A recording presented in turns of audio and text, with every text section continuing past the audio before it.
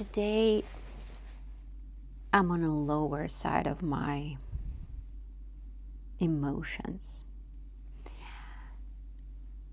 And it's interesting that previously, I wouldn't allow myself to bring this to the public. And it actually brings back this principle that I noticed, that things or certain actions or certain steps that we take, the outcome of it is not about the action. Quite often, it doesn't apply to all action. I mean, if the action itself is harmful, it is. But I mean, the choices that we make, I don't know, how to build a family, how to structure a video, what topic to choose. It's not about the specific topic, like never talk about this or always talk about this. It's not about never have a traditional family or have just that. And by traditional family, I mean certain roles. Or, I don't know, anything, any choice that is about a certain action. Like never exercise in the morning or always exercise in the morning. Like everything, every choice, most of the choices that we make are about where it comes from. That defines the outcome. Let's say saying I love you to manipulate someone and saying I love you because you actually do. It's not about we cannot make a rule to say or not to say certain things. And this applies to family structure. Again, this is why I believe that the argument is happening. Oh, is it so some people are happy, some people are not. And I think there is, it could work if the connection is genuine. And when people prioritize relationships, it could work if that is their core. But the fact that many people then try to make it work, like artificially following someone else's template, that is a bit of a problem. And that certain things, I'm not sure why I took this example, because it's a heavy one. It's about the family. So when this also becomes some policy that is enforced on people, that's even worse. But getting back to how I feel. So even recording videos while being on the lower emotional side of things, now for me today is very different from having similar doubts, same doubts, same agenda on my mind, same thing that I don't know,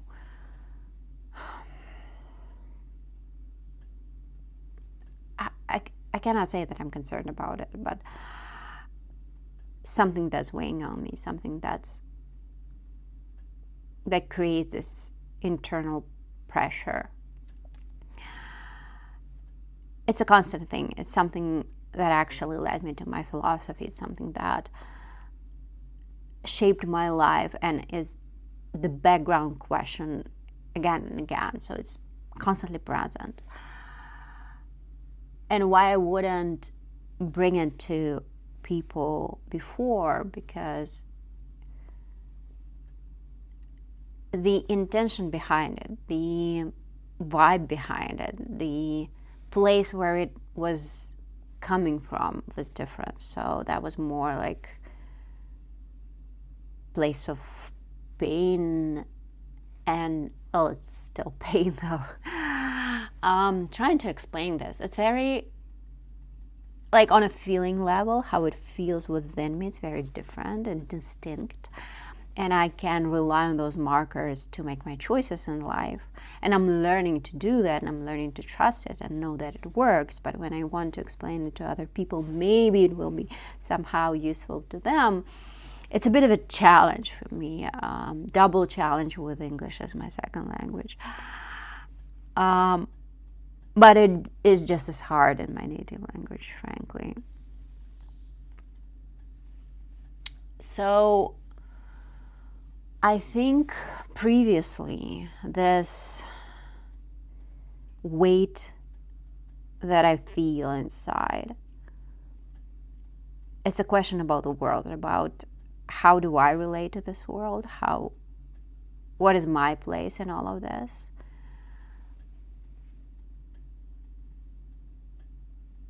That question was in front of me since, like, literally since I can remember myself, since the earliest age. But previously it was bitter. It was more like, it was based on my low self-worth, and that reflected on how I see the world.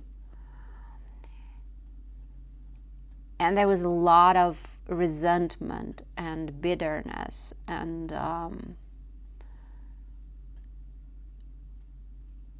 judgment towards the world. And there's something in me that never, I wouldn't say like never, something within me that would not allow that to be public and go to the world. And I'm really grateful for that guardrail. I'm grateful for that protective system, and by protective I don't mean protecting me, because it eats me from the inside, but it also because it hurts me when I judge others. I go and seek solutions. There is this barrier that doesn't allow me to pour it on others. And I did in my 20s. I mean, I could be angry at people. I could feel the feelings. I could say something. Not necessarily, not as bad as other people allow themselves to say or do, but to a certain degree in that direction. But it felt so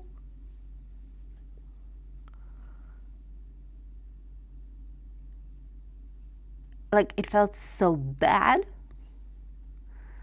that it was almost not an option for me. And all the anger, resentment, and pain turned inward. And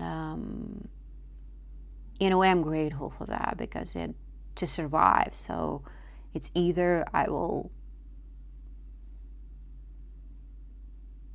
hate myself to the point that my existence doesn't make sense, or I find the solution. So either I don't exist, or I find a solution. This is how I started building the whole philosophy, like, because for me it was life or death situation in a literal way. Like, if I have a question, how the world works, why everyone is violent, not everyone was violent, sorry, like hateful, judgmental, why that exists, why some people are violent, why things are going on like that, and why am I fucking different?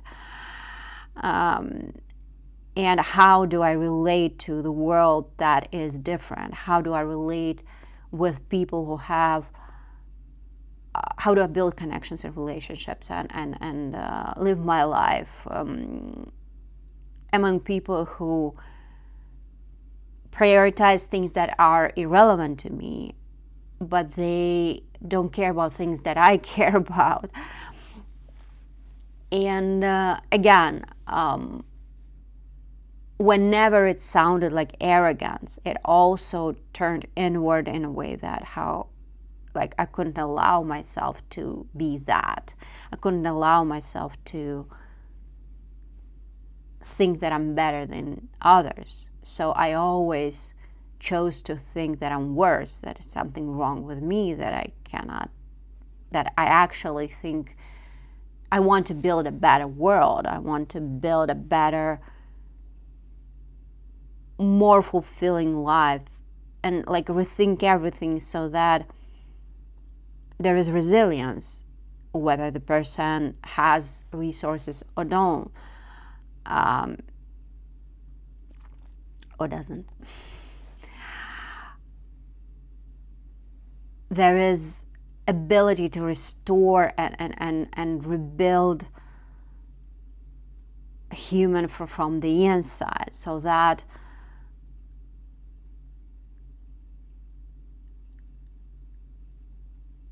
again, fulfillment and building connections from the place of realness and honesty, so that people don't have to lie. I couldn't understand why.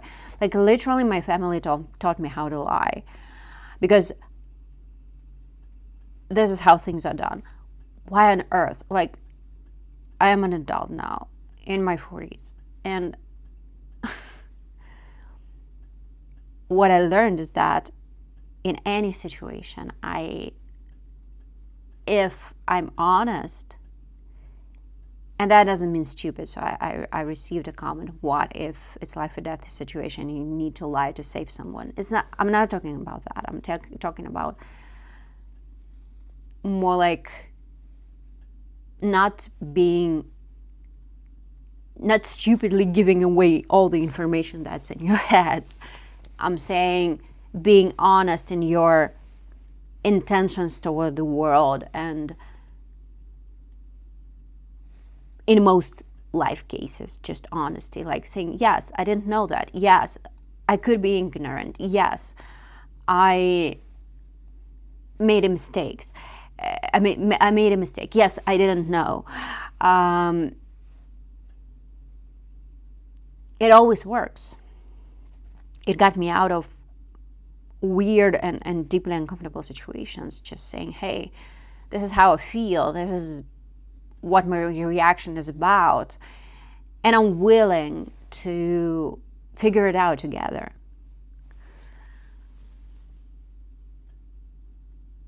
I'm not trying to manipulate, I'm not trying to get an upper hand or dominate anyone and whatever, but I'm trying to figure things out. And frankly, that works even with people who have distortion of their reality because of their mental health situation. The honest and rational, practical approach from the place of worth, from the place of realizing their worth, and from the place of this, universal understanding of love, that always works. So but I know it now, I have proof, I have some experience. I tried lying, I know how absolutely disgusting that feels. I have data, some information. When I was a kid, I didn't have that, and I was like, why the actual fuck? What's going on? Why people do that? And I was taught to do that, and I was explicitly told that no, you're not being honest in this life. You do this, you lie, you cheat, you do this, and I'm like, really? So I felt like an idiot when I feel the difference between what choices people often make. And I'm not saying they're all lie and cheat and all do other things or all constantly judgmental. But however, what I notice now is that people are often judgmental. Like, I try to get rid of it completely. I'm not a saint yet. I'm not there yet. But I'm getting there. And I see the progress. And for me, that's something that I also celebrate. That's my work. I'm proud of it. Does anyone understand it? I feel like they like, Anna, why the hell do you need it? Like, so people don't get it. Why it's important for me. And they don't quite implement it in their lives. And that what makes me question everything. That one brings me back to my core question. Okay, I'm different. I know my values are valuable and real, but connecting to the world, even when I build my life that I'm pretty comfortable without people, with or without people, I can absolutely empathize, understand, and I don't reject them. So previously, there was a time when it was really painful for me to be around judgment and all of the things that people feel towards each other during the process when I was detaching from those feelings. It's like, an example would be, if you're just quit smoking last week and someone is smoking around you, right? So you try to avoid those things because it's still fresh, it's still kind of, you feel that you will be drawn to that, and you want to steer clear from that. So I had that moment. Now I don't. Now I'm like, okay, so people do it. I still see their beauty. I still see their worth. I still care. I still see their potential that they may not see. I still see that how it's almost, it doesn't sadden me anymore when people judge each other, because I'd rather work on my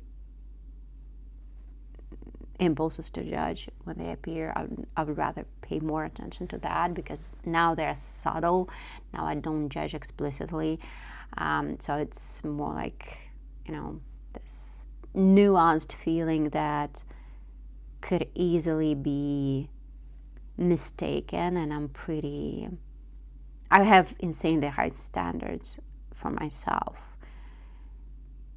And this is why I think this is the reason why all of my work starts with me, because people quite often just don't see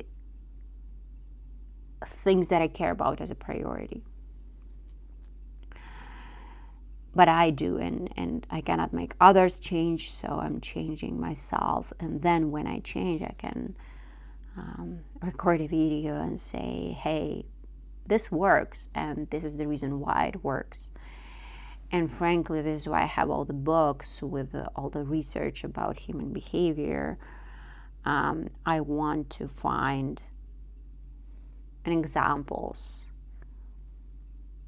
how and why it doesn't work, like examples that scale from the research, from the work that other people did, and I won't be physically able to do that in my lifetime, comparing to the principles that I synthesized from my personal experience and all of the thinking. But again, the difference in values and all of the words, most of the words that I use to describe my inner state, how I want to see the world, how I want to build the world, and what is happening in the world, and my goal of non-judgment, matches poorly. Because how do I explain that I care about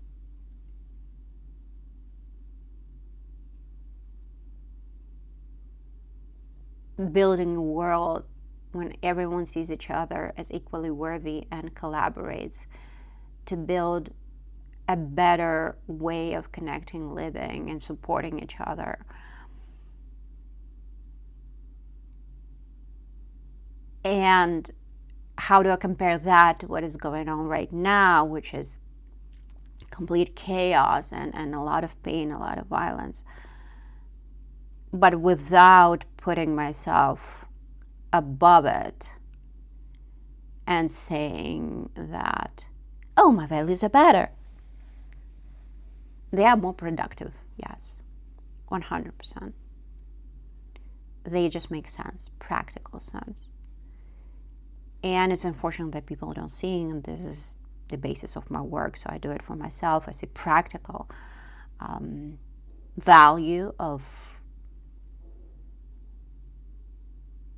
paying attention to what I bring into the world and how I relate to others, and again, relate doesn't mean doing what they want. I mean, how I feel about others, what that like inner state,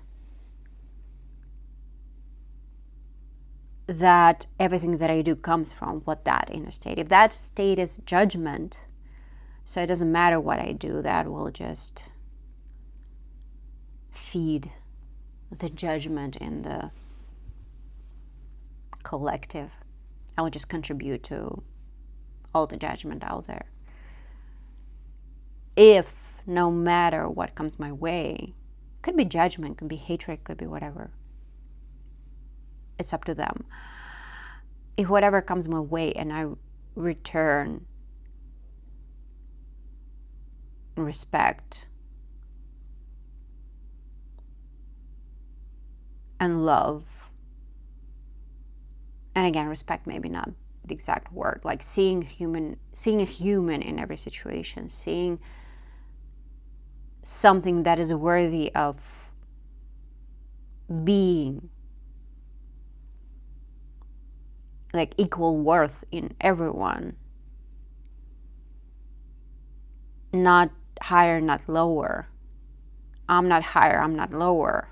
We're just having different experiences. Some experiences are hard, some experiences are not as productive, some experiences are damaging to others. However, it's all experience of life. We all in it together, but we're not fucking productive in the slightest. No, we're not. But we're still in it together. And talking about it without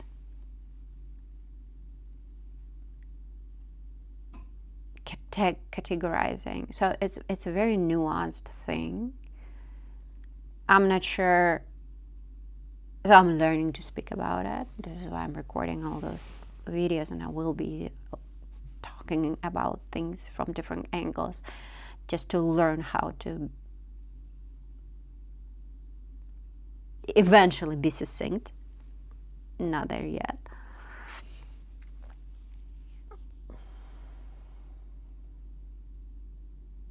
But I just hope that you can at least somewhat get it, like at least 20% of at least somehow maybe you can understand what I'm talking about. So I have this idea of the world, of relationships, of lives, that is built on different principles. And I completely reject the idea that it's all human nature, we will never change, it's the biology. Come on, if you never try, you'll never change. That's for sure. I tried, I did change. I know how it feels going from, normal human impulses, behavior, feelings, whatever, to something else. Is it like absolutely rainbows and unicorns? No, it's different. And quite often I ask myself, okay, so I feel lonely in this idea of building a better world. At least, again, not single-handedly. It's not that I will show up and rebuild the world. No. But let's say my ideas are valid, and I know they are. Maybe they're not structured enough, not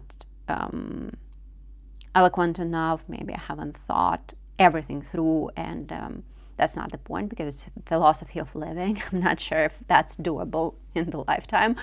However, I'm still interested in that, and I hope that if anything is valuable here, that other people will find it and pick it up and continue my work. So frankly, my only goal is to make sense of things and make the best of it, and put it in some form, both video probably and a book, and be done with it eventually, like when my time comes. And someone pick up those artifacts and build something from that. So that's like, I'm building more of a legacy of a thought, as something that could be useful for next generation to think about. And I'm practicing, so probably they won't watch tons of videos, 40-minute long videos that I produce. Absolutely not. But eventually I will become better at it. I will write a book, and there will be value there. So I see the value there. But the fact that I'm building something that is different, the fact that it's, first of all, it's hard for a person to be in this change, and I am in this change, so I'm living it. I'm doing it for myself first, and I'm testing things like, can I survive in this world, like physically or even mentally, emotionally, if I hold on to a high standard of seeing others? What can I build from that? If I choose not to hate ever, if I choose not to judge ever, if I get close to that. So frankly, I don't, like, for the hate and anger, I don't know what that is anymore. Anger, I think maybe I do feel it's more of a feeling of frustration for me. I do feel some type of jealousy, and I was surprised to discover that. I don't feel hatred. I don't know what that is anymore, but I know how it felt. I remember how it felt. So, yeah, getting there. Still human. But so many people think things are impossible and they don't try. But I try, I do, and I'm becoming even more different than I was.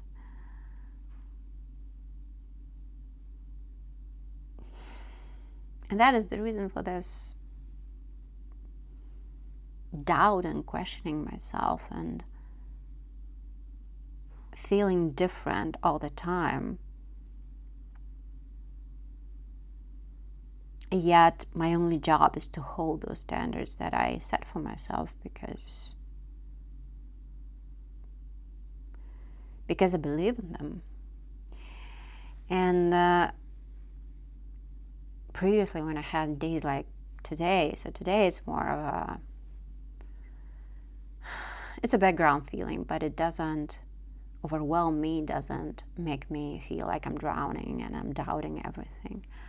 But there were times, not so long ago, a couple of years ago, I guess, or even a year ago, when I doubted myself.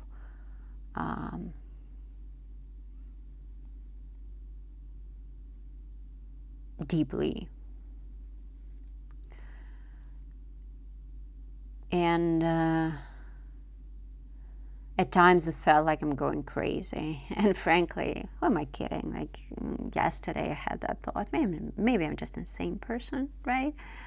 Who believes in human potential. But No, I'm not insane. I know I'm not. People may see me as such, but I know how super hyper vigilant I am.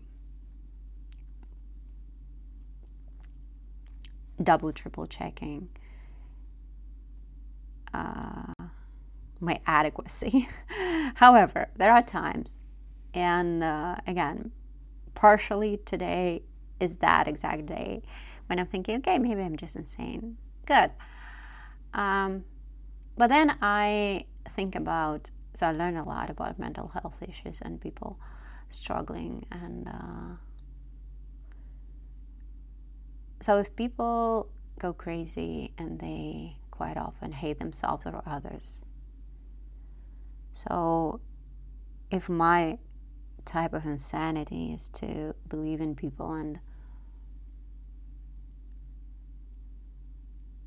see them all equally and worthy and in love, it's not the worst type of insanity. I mean, why not?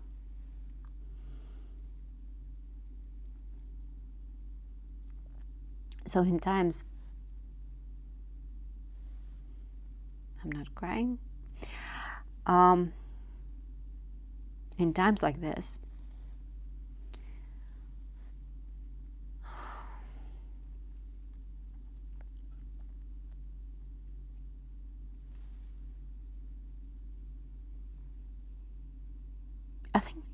I think it's the loneliness, actually. A loneliness in the direction of what I'm trying to build. And I'm building it daily. I'm building it on a very mundane level. Like if someone, I don't know, wants to have dinner with me and I don't have romantic plans for that person, how do I still maintain a connection without hurting or discouraging them, yet being clear about my own boundary?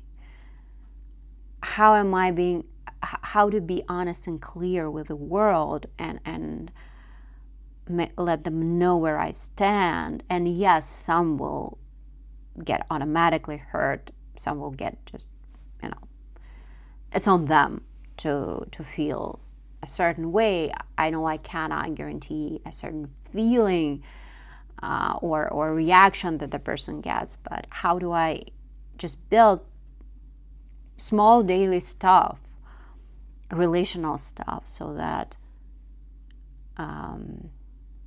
first of all, people don't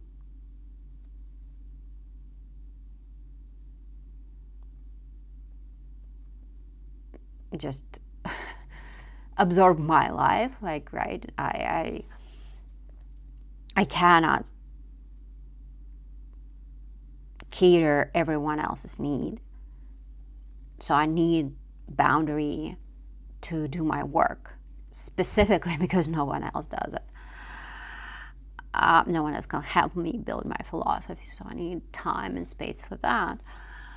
But also, how do I support others and uplift them, and simultaneously being clear about where I stand? And again, just as I said, I just practice doing it, but I question myself, was it the best choice? Was it the highest choice? Was I clear enough? Was I kind enough? Simultaneously being clear enough. Is there anything? And also, there's another quality of me. I learn from anything. So some experience, I don't want to shy away from uncomfortable experiences. But again, to what degree do I allow those uncomfortable experiences? I don't want to, seek discomfort for the sake of it. For the learning experience of it. Because that would be slightly masochistic. So all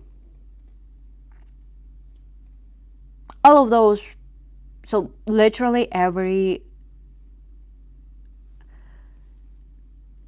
daily mundane stuff becomes a philosophical question for me in some way. Because I think that both ideas about God, like philosophy, all the heavy stuff and abstract stuff, actually, it is very practical. It is in how we say, hi, would you like to have coffee? And how we respond. It's a very, how we show up in the world, how we show up for each other. That is the practice of, it is spiritual practice. That is, so there is no separation being like practicing spirituality and living your life. You could support yourself with some, I don't know, meditation or whatever, but real thing is how you live your life and treat other people. So this is why I pay attention to all of those things. And yeah, I do feel lonely.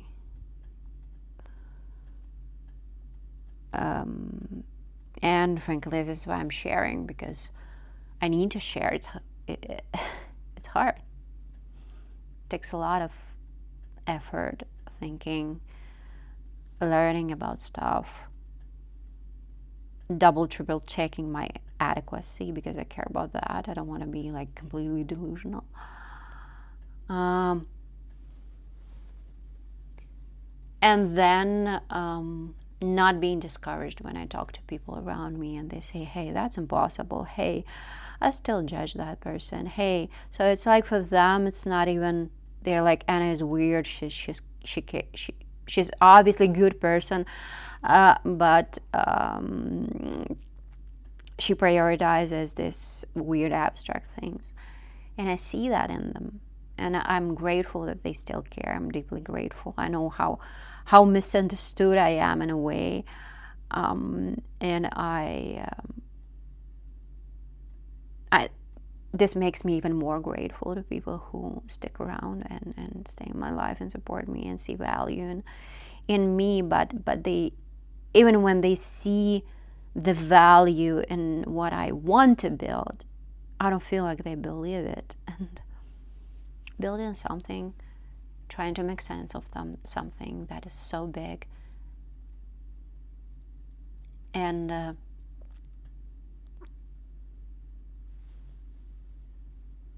seeing the disbelief in others, even if it's gentle, even if it's absolutely loving, it still requires some amount of backbone, strength, I don't know, capacity to still believe. So, yeah, there are moments like today when I'm questioning things, but I'll be fine.